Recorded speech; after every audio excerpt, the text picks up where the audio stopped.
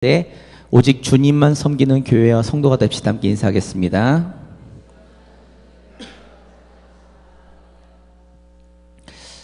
지난 금요일이 어버이날이었습니다. 오늘은 저희가 절기로 어버이 주일로 지키고 있고요. 모든 성도님들은 부모님들에게 무엇을 해드렸는가요? 요번에 어버이날을 맞이해서 신문에서 재밌는 설문조사를 제가 발견해서 함께 나누고 설교를 시작하려고 합니다. 최근 50세 이상 성인 남녀 500명을 대상으로 자식에게 가장 받고 싶은 어버이날 선물을 조사한 결과 지금 다 달고 계시는데 카네이션을 선택한 응답자는 단 한 명도 없었습니다. 가장 받고 싶은 선물은 현금으로 56%를 차지했고요. 이어서 친필 편지가 18%, 효도관광이 14%, 가전제품 8%, 공연 영화 티켓 4% 순으로 나타났습니다.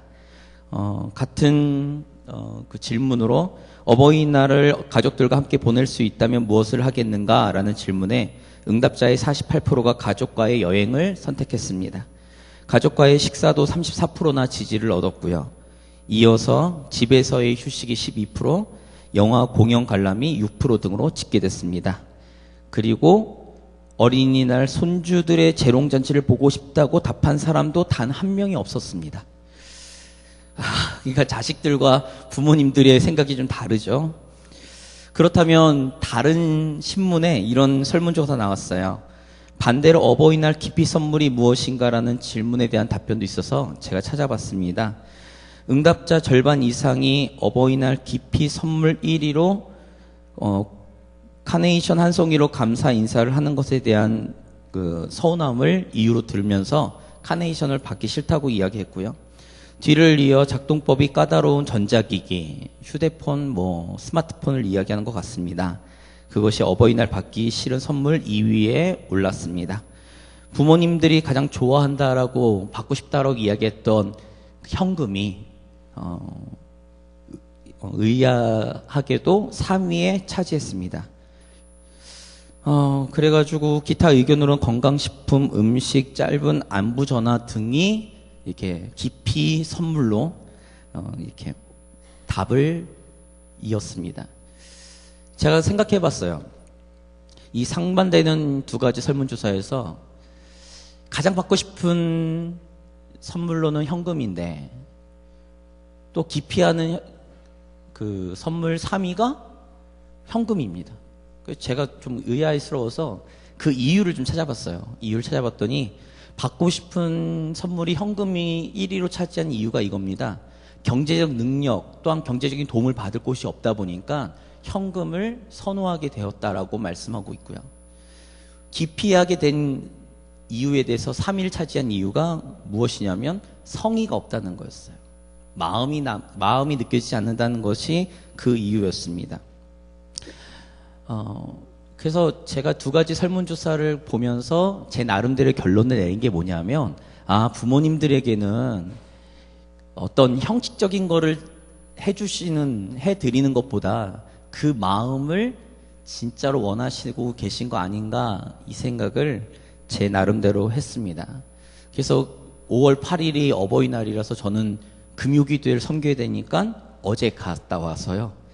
설교 준비를 새벽 2시까지 했습니다.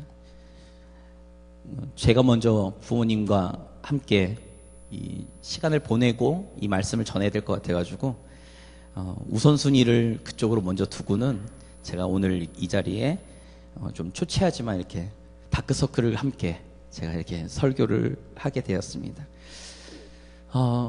오늘 본문 에베소 6장 1절에서 3절까지의 말씀 또한 제가 설교 제목으로 한 것이 부모를 공경하라 라는 것입니다.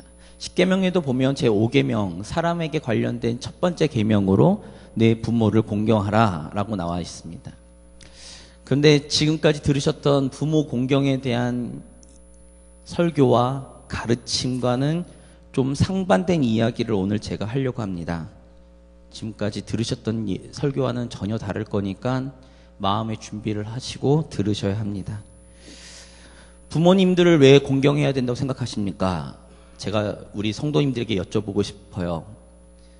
또 자식들만 계신 우리 부모님들에게 부모로서의 공경을 왜 받고 싶으신가라는 거죠. 부모님을 왜 공경해야 될까요?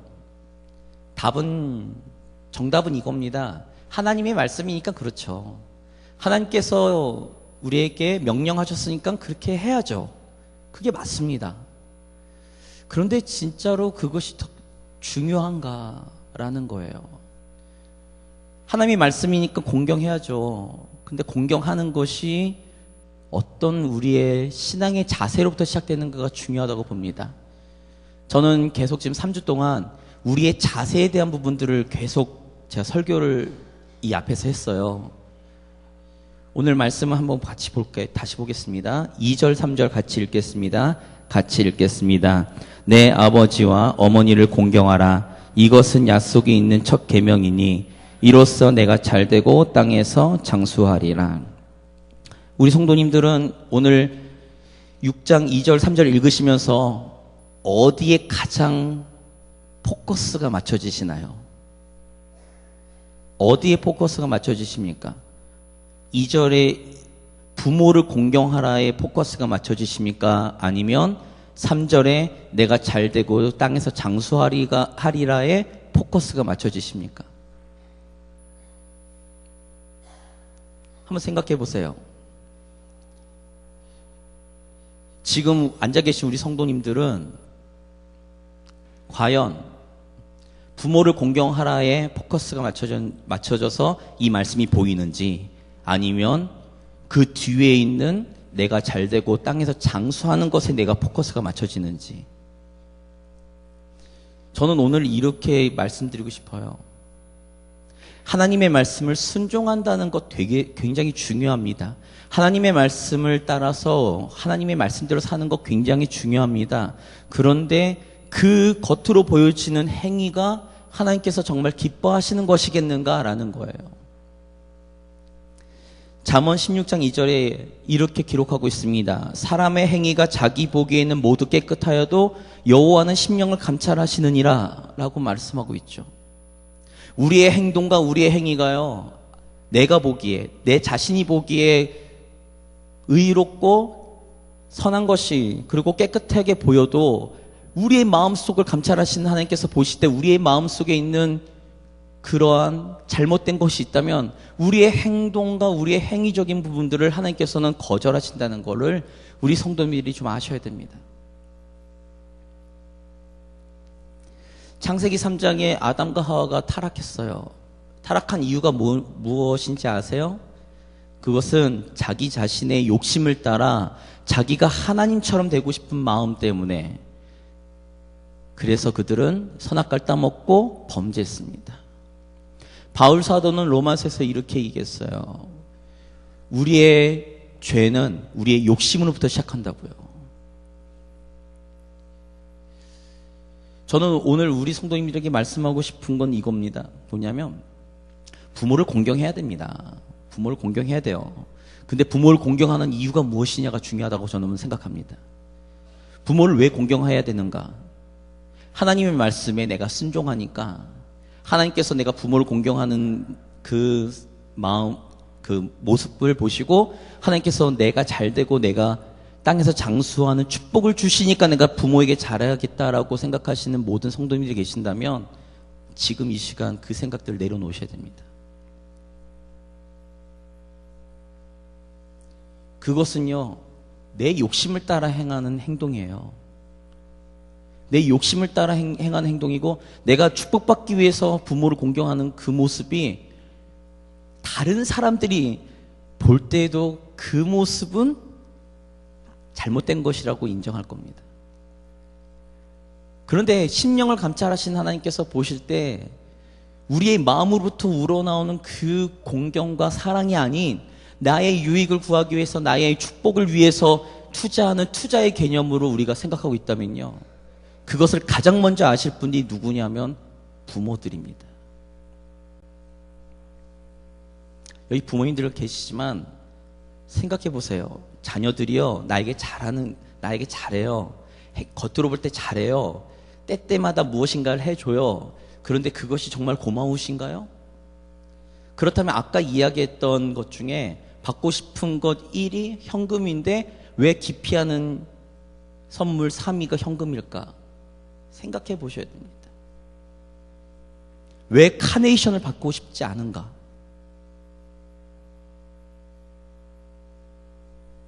우리는 그것에 대해서 집중해야 됩니다.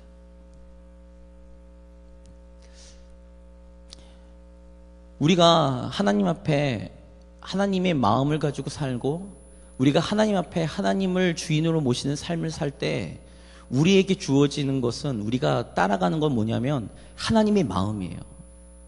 하나님께서 겉으로 보여지는 그런 조건들과 겉으로 보여지는 그런 행위들에 하나님께서 관심이 있었는가 했을 때 아니요. 성경은 하나님은 그 마음을 원하신다고 말씀하셨고 그 중심을 하나님께서 보신다라고 말씀하셨어요. 근데 우리는 하나님의 마음으로 살겠다라고 결단하고 하나님을 향한 자세를 하나님을 우리의 삶의 주인으로 모신다라는 자세를 가지고 살겠다라고 결단하지만 문제는 뭐냐면 하나님께서 우리에게 요구하시는 것에 대한 하나님의 마음에 대해서 닮아갈 생각이 전혀 없다는 거죠.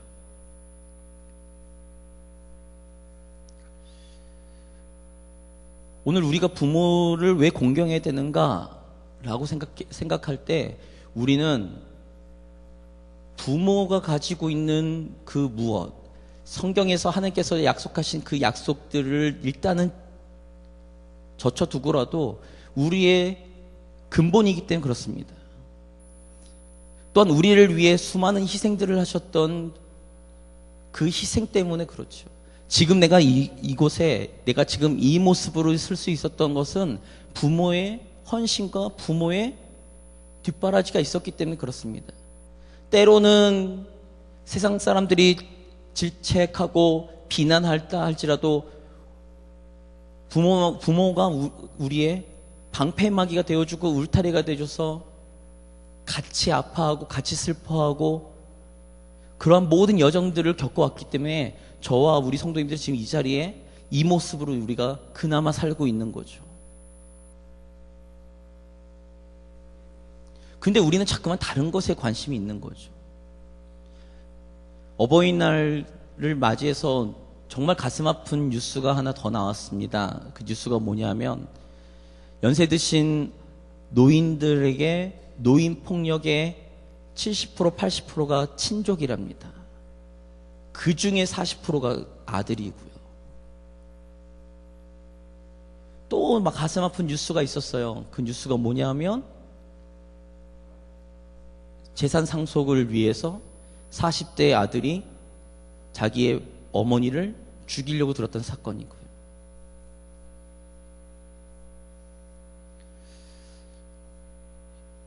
저는 오늘 좀 심각한 얘기를 하고 싶어서 이 자리에 섰어요. 아침부터. 죄송하지만. 그들이 왜 그런 범죄를 하는가? 그들이 왜 부모에게 평생 자기를 낳아주고 평생 길러주고 자신의 울타리가 되어준 부모에게 왜 그런 극악무도한 일들을 행하는가 했을 때 그들은 자기의 유익을 따라 그들은 살았기 때문에 그렇습니다.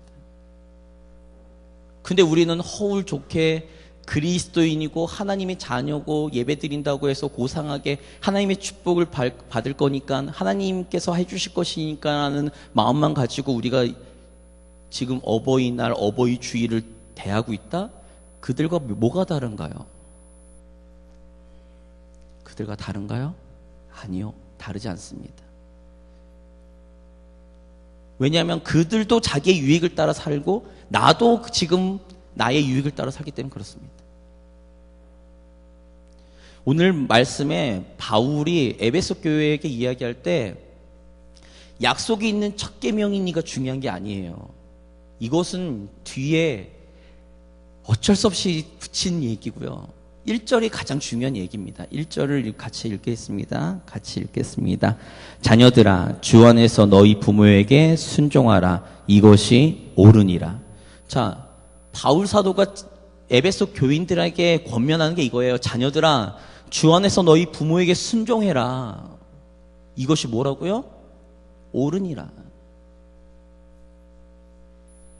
부모에게 순종하는 것은 진리예요. 하나님께서 정해놓으신 법칙이고, 그것에 대해서 하나님께서 우리에게 요구하시는 진리고 변함이 없고, 이것은 선입니다. 이건 반드시 해야 돼요. 그런데 하나님께서 우리의 악함을 아시었거든요.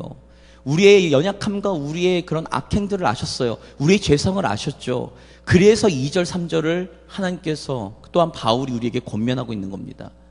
공경을 해야 되는데 너희가 적어도 하나님께서 약속하셨던 약속이 있는 첫 계명이니까, 10계명 중에 첫 계명이니까 너희가 적어도 부모를 공경하는 모습을 가지면 하나님께서 축복에 축복을 더해 주실 거니까 라고 하는 부수적인 얘기입니다. 그런데 우리는 1절에 대한 생각이 없어요. 모든 포커스가 우리는 어디에 있느냐? 3절입니다. 잘되고 장수함. 저도 어릴 때 이런 설교를 들으면서요, 굉장히 좋아했습니다. 그래서 부모님들께 잘하려고 무지했었죠. 그러다가 나중에 하나님 말씀 앞에 제 자신 돌아보니까 그것은 부모를 위한 것이 아니었습니다. 부모님들을 위한 것이 아니라 그 모든 행위와 모든 것은 다 내 자신을 위한 거였죠. 우리의 신앙의 자세는 어떤가? 우리의 신앙의 자세, 성경에서 말하는 것은 무엇인가?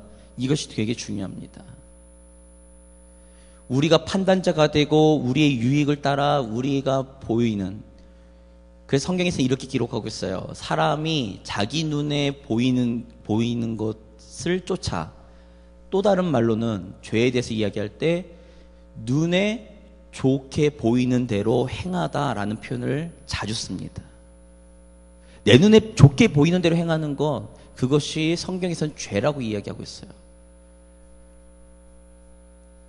그래서 신약에서 고린도전서 10장 24절에 바울은 고린도 교회에게 이렇게 얘기합니다. 우리의 신앙의 기본적인 자세를 무엇이라고 얘기하냐면, 누구든지 자기의 유익을 구하지 말고 남의 유익을 구하는 것, 이것이 성경에서 이야기하고 있는 기본적인 신앙의 자세예요. 근데 우리는 자꾸만 우리의 유익을 구하고 사는 거예요. 나의 축복을 위해, 나의 유익을 위해 나는 하나님의 말씀을 순종하면 살 거다. 그 이면에 있는 하나님의 것들을 나는 요구한다, 이거죠. 좀 딱딱한 얘기였으니까 제 얘기를 잠깐 하면 그렇습니다. 제 아들이 저를 쳐다볼 때, 이렇게 제가 집에 들어가면요, 이렇게 힐끔 쳐다보고 인사해요. 고개를 이렇게 인사해요. 뛰어고 나오지도 않습니다. 마음이 어렵죠. 가서 막 안아주고 싶은데 지 할 거 하고 있어요. 놀고 있어요. 장난감 갖고 놀고 있어요.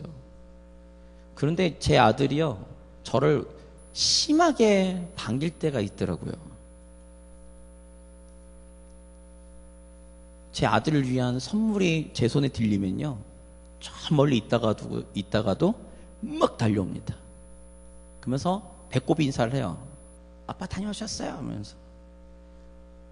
근데 저랑 눈도 안 마주칩니다. 눈은 어디에 있냐면 선물 보따리에 있어요.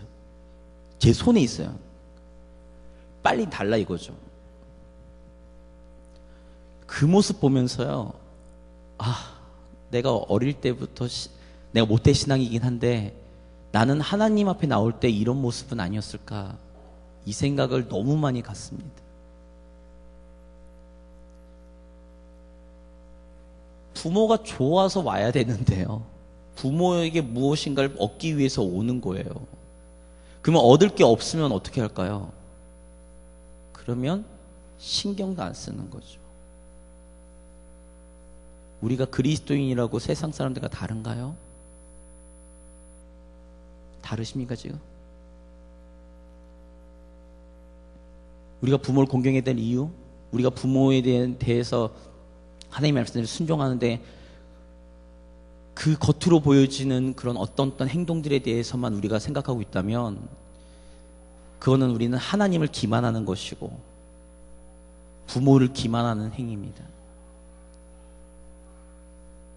카네이션 한 송이에 부모가 눈물 안 흘릴까요? 눈물 흘리죠. 그 안에 마음이 담겨 있다면요.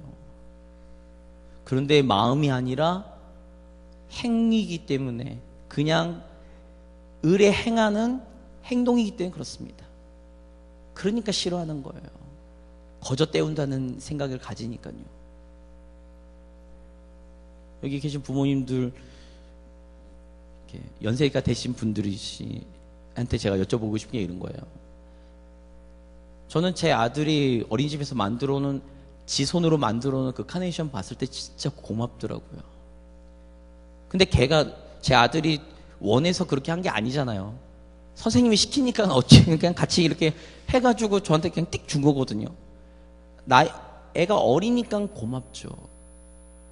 그런데 그 이상 컸는데, 그 이상 능력이 생겼는데 그저 마음이 아니라 그 다음부터는 그냥 이거 먹고 떨어지세요라는 느낌으로 준다고 생각해 보시면 얼마나 서글퍼지신지 다들 체험하셔서 아시잖아요.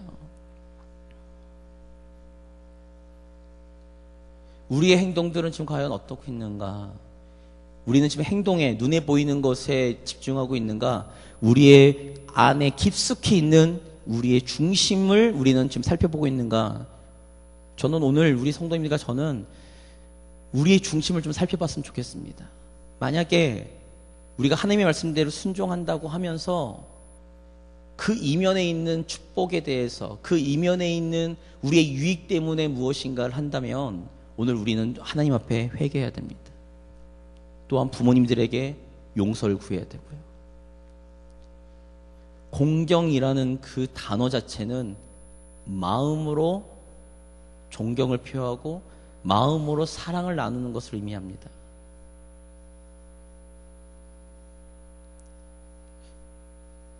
우리의 그런 모습들을 좀 돌아보셨으면 좋겠어요. 사람들은 몰라도 하나님은 아십니다. 사람들은 속을지 몰라도 하나님은 다 알고 계시고요. 그래서 저는 교육부서를 담당하고 있을 때 아이들에게 그렇게 가르쳤습니다. 절대 눈에 보이는 것들로 뭔가를 하지 말고 마음을 전할 수 있는 방법에 대해서, 그것을 표현하는 방법에 대해서 저는 우리 성도님들 그러셨으면 좋겠어요. 간단한 식사를 하더라도 그냥 모시고 가서, 예를 들어 이런 거죠. 모시고 갔어요. 부모님을 모시고 갔어요. 그런데 어버이날을 모시고 갔는데 자기가 먹고 싶은 걸 먹어요. 근데 나는 부모님에게 공경의 표현으로 나는 한다고 하지만 그것은 부모님들에게 대한 배려가 전혀 없는 거잖아요. 그것을 대접받으신 부모님들은 과연 좋아하시겠냐는 거죠. 그래서 저는 어제 저희 아버지가 좋아하는 삼겹살과 김치찌개를 먹었습니다.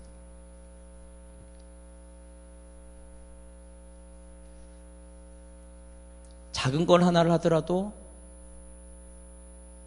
그것, 필요한 것, 작은 걸 하나를 하더라도 내 마음을 담아서 그동안 나를 키워주시고 나의 성장과 나의 그 필요한 것들을 공급해 주신 그 부모님의 노고와 부모님들의 헌신에 대해서 내 마음 깊은 곳에부터 존경하는 그 마음을 가지고 우리가 존경을 표하지 않으면 저는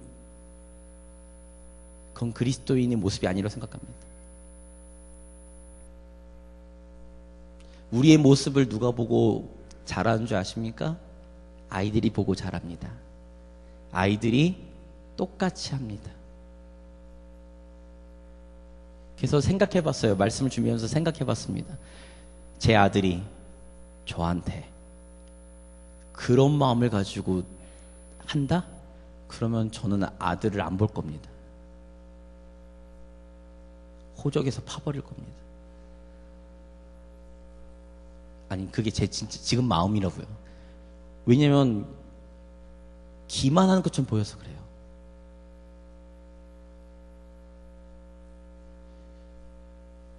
우리 성도님들에게 제가 오늘 말씀드리고 싶은 건 그겁니다. 우리가 부모님을 존경하는 이유, 하나님의 말씀이니까. 네. 하나님의 말씀에 순종해야 되니까. 그렇습니다. 그러나 더 중심에 우리의 마음 속에 우리의 유익을, 하나님의 말씀 안에 있는 약속, 축복 때문에 내가 부모를 공경하는 마음이 있다면 내려놓으시고, 진짜로 그 마음, 내가 부모를 존경하고 부모에게 감사하는 마음을 정말로 마음속 깊은 곳에부터 전달할 수 있으면 저는 그것이 하나님께서 기뻐하시는 것이라 생각하고, 그 마음을 받으시는 부모님들도 정말로 고마워하시고 감동받으실 거라 생각합니다. 그러나 그 반대의 경우라면 우리가 어떤 행동을 하든 어떠한 것들을 해드리든 그것들은 부모님도 기만하고 하나님도 기만하는 그러한 잘못된 모습이라고 생각하니, 우리 성도님들, 그 누가 알겠습니까? 오늘 이 시간 제가 알겠습니까? 옆에 계신 분들이 알겠습니까? 하나님과 나 자신만 아는 거죠. 제가 마지막으로 이 말씀만 드리고 끝내려고 합니다.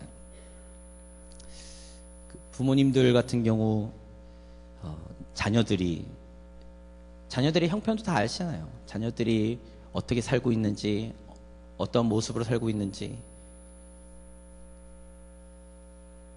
못 해준다고 섭섭해하진 않으실 건데요. 능력이 없고 해줄 수 없는, 뭔가를 할 수 없는 환경 속에서 자녀가 있다면 오히려 본인들 주머니를 털어서 주시는 것이 바로 부모님들의 마음이잖아요. 그러나 그 마음을 우리가 이용하지 않았으면 좋겠습니다. 자녀인 우리가 이용하지 않았으면 좋겠고, 자녀로서 그 일들을 오히려 이제는 연약해지시고 점점 늙어가시는 부모님들에게 오히려 버팀목이 될 수 있는 지팡이가 되어드리고, 버팀목이 될 수 있고 함께 나눌 수 있는 그러한 친구가 되어주실 수 있는 우리 성도님들 되기를 주님의 이름으로 부탁드립니다. 같이 우리 말씀 듣고 기도하겠습니다. 기도할 때